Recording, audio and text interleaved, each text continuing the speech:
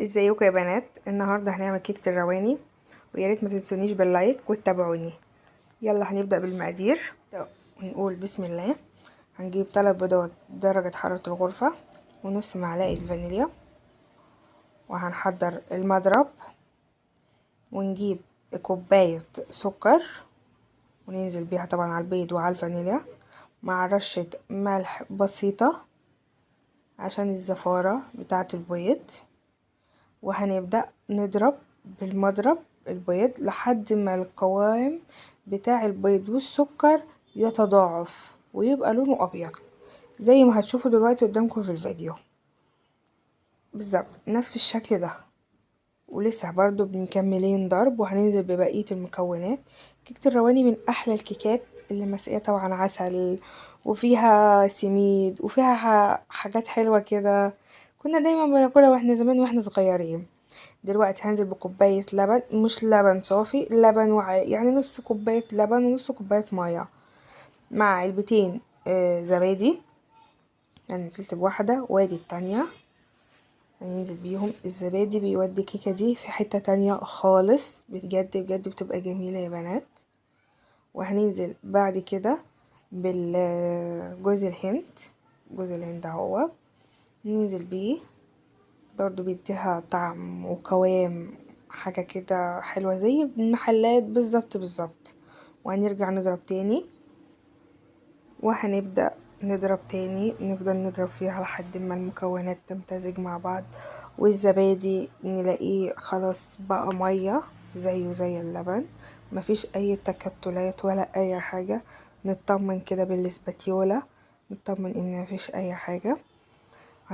ونرجع نضربهم تاني، عشان نزلت الجوانب لقيتها فيها حتت كده، قلت اضربها تاني وضربناها. نجيب بعد كده نحضر المكونات الجافة، اللي هي عبارة عن كوباية سميد، ننزل بيها بنفس الكوباية بنفس المج. هنجيب كوباية دقيق، بس هنحط الاول كيس البيكنج باودر، وبنفس الكوباية زي ما قلتلكوا هتبقى دقيق. وهنجيب نص كوباية دقيق كمان، احتاجناها ما احتاجناهاش اهي محطوطة جنبنا، وعلى حسب القوام. وهنبدأ نضرب تاني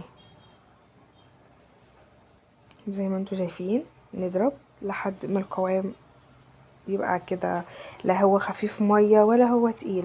بالنسبة بقى للمادة الدهنية، السمنة على زيت، انا حطيت نص معلقة سمنة صغيرة مع 4 معالق زيت كبار دي، وبحطها في الاخر. ليه بقى يا بنات؟ بتلم كده العجين السايلة دي، بتخليها حلوة حلوة حلوة حلوة، وبتديها طراوة في الاخر. لو حطيتيها في الاول بحسها بتكتم، انا بعملها كده على طول. طبعا كل واحد حر في طريقته، انا بعملها كده، بحط المادة الدهنية في الاخر، مبحبش احطها في الاول. وزي ما انتوا شايفين هي لا خفيفة ولا تقيلة. وزي ما انتوا شايفين طبعا انا ما استخدمتش نص كوباية دي الاخيرة. هي الحمد لله طلعت مظبوطة وطلعت تمام كويسة. هجيب الاسباتيولا بقى وهلم بيها الجوانب واشوف طبعا تقيلة خفيفة. زي ما انتوا شايفين هي ممتازة ممتازة. جبت صينية مدهونة طبعا بدهنة زيت بسيطة، وهنزل بيها بالعجين زي ما انتوا شايفين. ايه رأيكم؟ تمام.